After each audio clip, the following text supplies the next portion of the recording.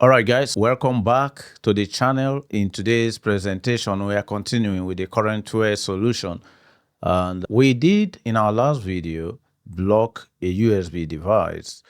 And we were able to also go to file operation history, and we're able to track the usage of USB devices within the network.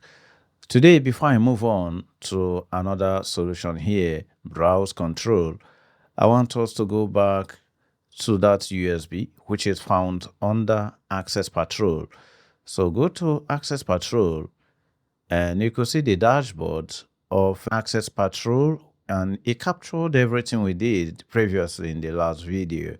We blocked a USB device. That was actually twice, and we also allowed it. So in terms of USB or removable device activities captured in the last video, 5 activities. But why I come back to this Access Patrol is I want to go to Manage. There is one core feature that I want to highlight in this Access Patrol.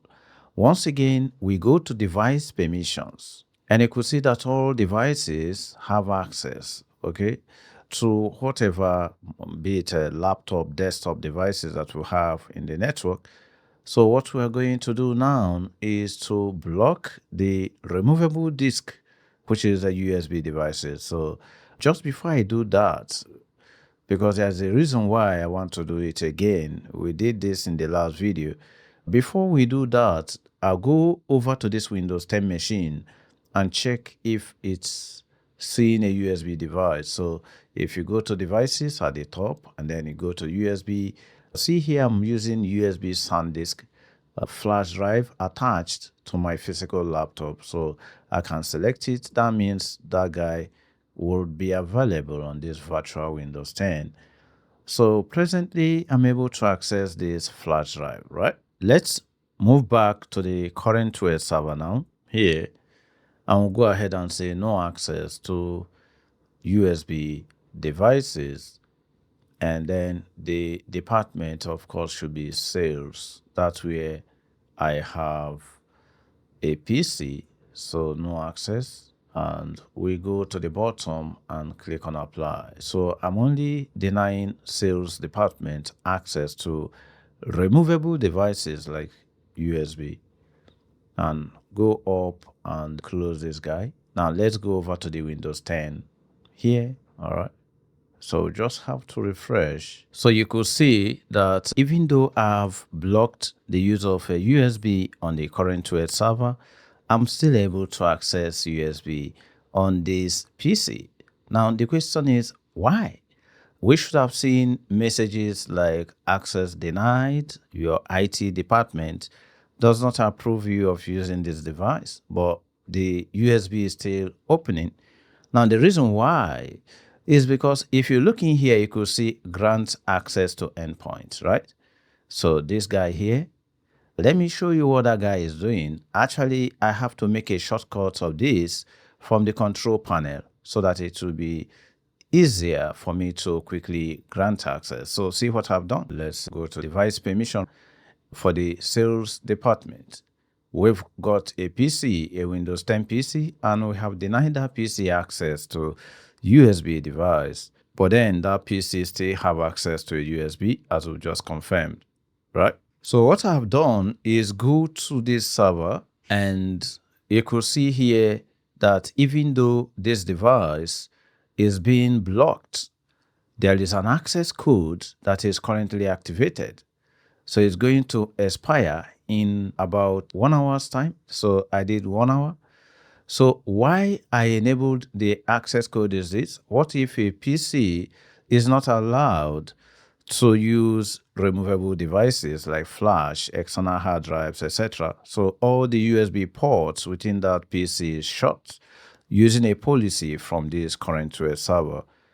Now, if that particular system is taken to maybe a seminar, and the particular staff needed to maybe do a presentation, and he's got a PowerPoint slide in a flash drive that he needed to get this PowerPoint into the PC in order to make the presentation. It's going to be impossible because the USB ports on the PC are blocked. So it won't be able to present because the PowerPoint slide is in a flash and the system won't be able to recognize the flash. So what we can do is go through the departments and go to the specific department that that PC is located, and we can actually generate an access code that will be used to bypass the policy temporarily.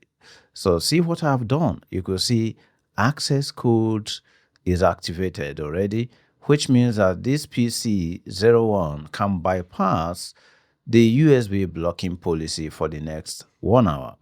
So in order to bypass that, you have to select the particular PC that particular employee is about to use in that seminar, and then bypass the USB blocking policy on that PC.